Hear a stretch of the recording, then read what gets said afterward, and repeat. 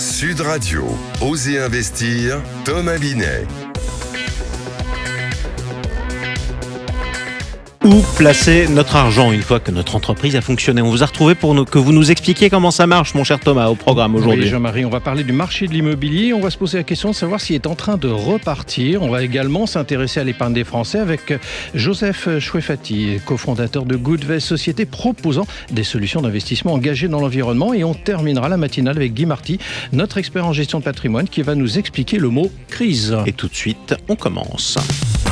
Sud Radio, Osez investir, le conseil de la semaine. Un conseil qui porte sur la reprise de l'immobilier. Après 2 années difficiles, mon cher Thomas, qu'est-ce qui montre que le marché immobilier repart enfin d'après vous? Le marché a connu 2 années très compliquées avec une baisse constante des transactions. En août 2023, on est même tombé à 756 000 ventes sur une période de 12 mois. Mais depuis, les choses commencent à se stabiliser. On prévoit même que le nombre de transactions atteindra 771 000 d'ici la fin de l'année. Ce n'est pas quand même le 1 200 000 transactions de 2021.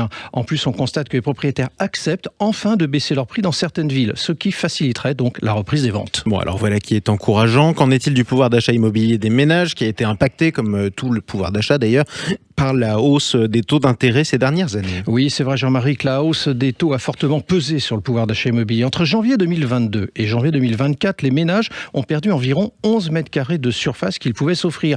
Mais il y a une petite reprise depuis le début de l'année 2024 avec un gain de 4 mètres carrés. Ça reste loin des niveaux d'avant-crise, mais la tendance est quand même encourageante. Alors la Banque Centrale Européenne vient d'abaisser pour la 2e fois en 3 mois ses taux. Cette baisse va apaiser la tension sur le crédit immobilier. Bon, est-ce qu'on peut s'attendre à une amélioration encore plus importante pour les acheteurs dans les prochains mois? Probablement, si les taux d'intérêt continuent de baisser et si on ajoute une légère hausse des revenus à une stabilisation, voire une petite baisse des prix, les acheteurs pourraient gagner jusqu'à 7 mètres carrés supplémentaires d'ici 2025. Cela pourrait créer un véritable point de bascule pour le marché avec un effet d'entraînement sur la demande, surtout au printemps, qui est traditionnellement une période forte pour l'immobilier. C'est pour cela qu'on anticipe une reprise progressive avec des prix qui pourraient remonter d'environ 2% en 2025, mais tout en restant abordables pour les acheteurs. Donc si je vous suis, en dépit de la sinistrose ambiante, vous nous dites, Thomas, que c'est le bon moment pour commencer à envisager son projet immobilier? Oui, tout à fait. On est probablement au plus bas en termes de prix et même si les taux d'intérêt sont encore élevés, ils vont tendre à baisser, il pourrait diminuer encore un peu plus l'année prochaine. Donc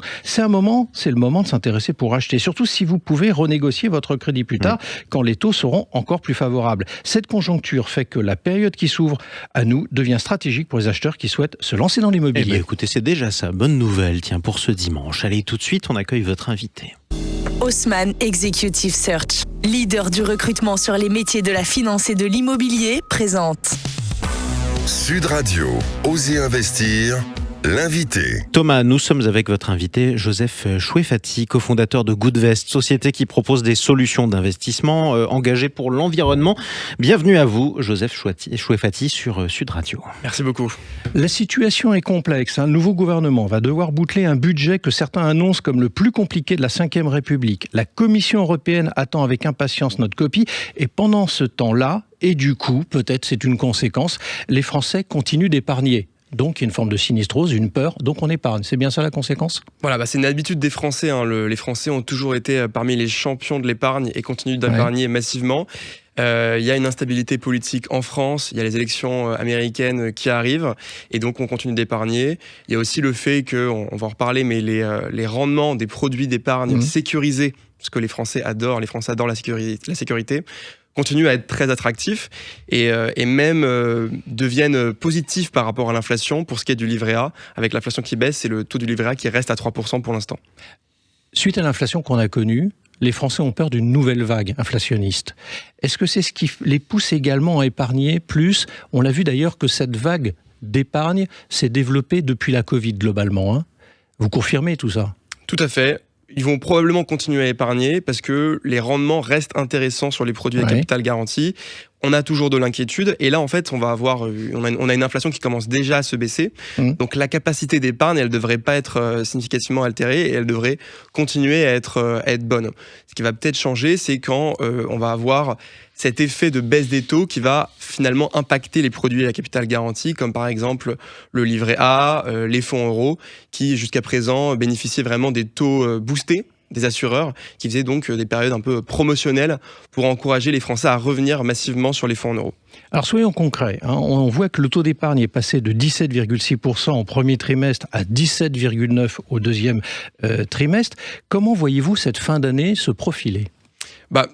Pour l'instant, sur la même tendance, ce qui va continuer à bien collecter, c'est le livret A, qui a d'ailleurs battu un record d'encours à 427 milliards d'euros. Si on ajoute le LDDS, donc le livret de développement durable et solidaire, à 582 milliards d'euros. Donc très forte collecte, 1,57 milliard en juillet. Et également les assurances vie, toujours le produit d'épargne favori des Français, qui a fait une collecte record, plus de 16 milliards au premier semestre, donc bien plus que l'année dernière. Mais on voit qu'il y a quand même un retour un petit peu vers la volonté d'avoir un meilleur rendement. Peut-être que les Français anticipent le fait que ces produits à capital garanti vont avoir une baisse de rendement l'année prochaine. Alors justement, je vous interromps, c'est effectivement les placements auxquels vous faites référence, c'est des placements dits de bons pères de famille, on ne prend pas de risque. Bon, évidemment, comme on ne prend pas de risque, les rendements sont limités.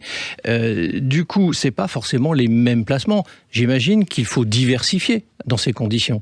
Complètement, il faut diversifier, il faut se poser un certain nombre de questions. Quel est mon horizon d'investissement ? Si j'ai un horizon qui est court, évidemment, il faut aller vers les produits à capital garanti comme les livrets A, les fonds euros, qui est la partie à capital garanti des assurances vie et des plans d'épargne retraite. Oui, pardon, c'est aussi parce que c'est une épargne disponible en soi. C'est une épargne disponible, pour le rappeler. Et on ne prend pas de risque. Si on a un horizon d'investissement qui est plus long, là, si on est un vrai bon père de famille, il faut aller chercher à valoriser son capital et à gagner plus que l'inflation. Et donc, il faut diversifier et investir progressivement dans des actifs qui certes comportent des risques, mais qui sont vraiment dilués sur la durée et qui permettent de gagner plus que l'inflation. Alors c'est là on va s'intéresser un peu à ce que vous proposez, parce qu'il y a des solutions d'investissement engagées pour l'environnement. C'est ce que vous présentez, vous, chez Goodvest. C'est quoi un investissement engagé pour l'environnement ? Parce que ça peut tout dire et rien dire à nos auditeurs. Je vous laisse peut-être nous expliquer justement. On a l'impression parfois que l'investissement c'est une boîte noire et on ne sait pas forcément ce qu'il finance, mais il va financer des activités économiques. Il peut financer à la fois du ferroviaire, mais il peut aussi financer de l'aérien, du développement de l'industrie pétrolière. Et donc, ce sur quoi on travaille chez Goodvest, c'est de permettre aux épargnants de gagner, de faire travailler leur épargne, et donc d'avoir un impact positif sur leur épargne, mais également un impact positif sur l'environnement, parce qu'on épargne pour notre futur, pour nos enfants, pour notre retraite. Donc c'est dommage de dégrader les conditions dans lesquelles on va vivre dans le futur.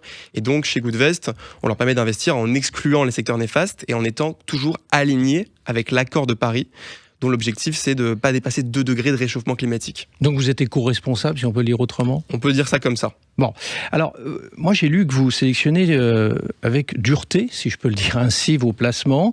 Vous avez une forme de logiciel de démarche qui dit que vous avez étudié 400 fonds en 2023, et sur ces 400 fonds, vous n'en avez retenu que 2. Bon, donc ça veut dire quoi ? Ça veut dire qu'il y en a 398 qui ne sont pas valables selon vos critères ou pas valables tout court déjà ? Effectivement, selon nos critères, on a une méthodologie qui est drastique et qui va éliminer tous les fonds qui vont investir, par exemple, dans les énergies fossiles. Ça va éliminer une grande majorité des fonds, y compris des fonds éco-responsables, parce qu'on va en reparler, mais il y a du greenwashing en finance. Et donc, on élimine ces fonds-là, on vérifie l'empreinte carbone. Depuis le début de l'année, on regarde même l'impact sur la biodiversité, parce que l'environnement, c'est pas que le climat, c'est aussi la biodiversité, la faune et la flore. Et donc, c'est pour ça qu'à la fin, on arrive avec le plus vert du plus vert, et donc une analyse qui est bien réduite. Alors, moi, j'ai une question que je me pose, et ça sera probablement la dernière que je vais vous poser ce matin.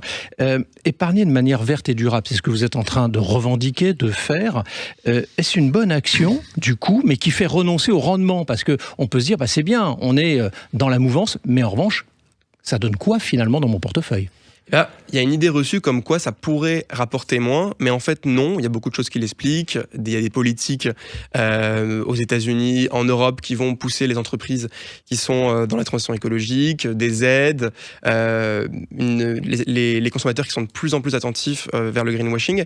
Et donc en fait non, la performance n'est pas réduite. Elle est au rendez-vous. Elle est au rendez-vous et par exemple, pour vous donner un chiffre, depuis le début de l'année, à fin août, on est à plus de 6% sur le profil le plus risqué. Donc non, on ne dégrade pas la performance en investissant vert, surtout sur le long terme. Merci à vous.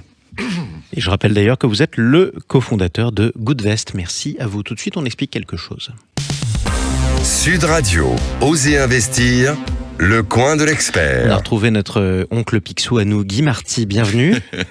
On est Merci, ravis de vous oncle retrouver, Picsou.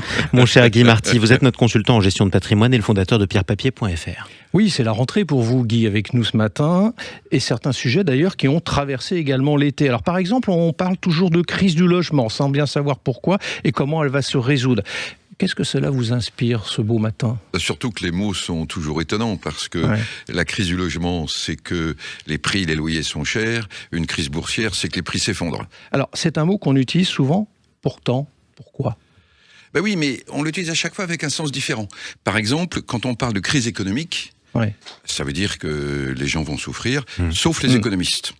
Il faut attendre la dépression pour que les économistes soient licenciés eux aussi. C'est vrai. Bon, plus sérieusement, employer le mot crise aujourd'hui, ça veut dire, un, que ça va pas très bien, que ça va mal, et deux, surtout, qu'on ne sait plus où l'on va. Et en fait, historiquement, dans la langue française, le mot crise désignait le point culminant d'une maladie. On va s'en sortir ou pas. Et peu à peu, c'est devenu le point culminant d'un roman, d'un procès, etc. Et puis maintenant, c'est devenu un moment difficile.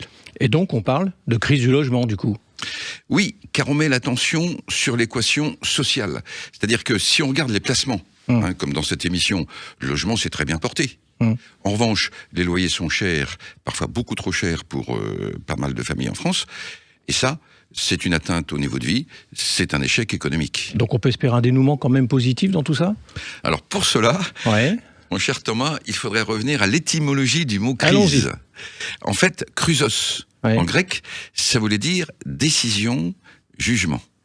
Ouais. Quand on ne décide pas, on se prépare des difficultés. Et c'est ce qui est passé en France. Les gouvernements, depuis pas mal de gouvernements, n'ont jamais décidé pour le logement. D'où la crise du logement.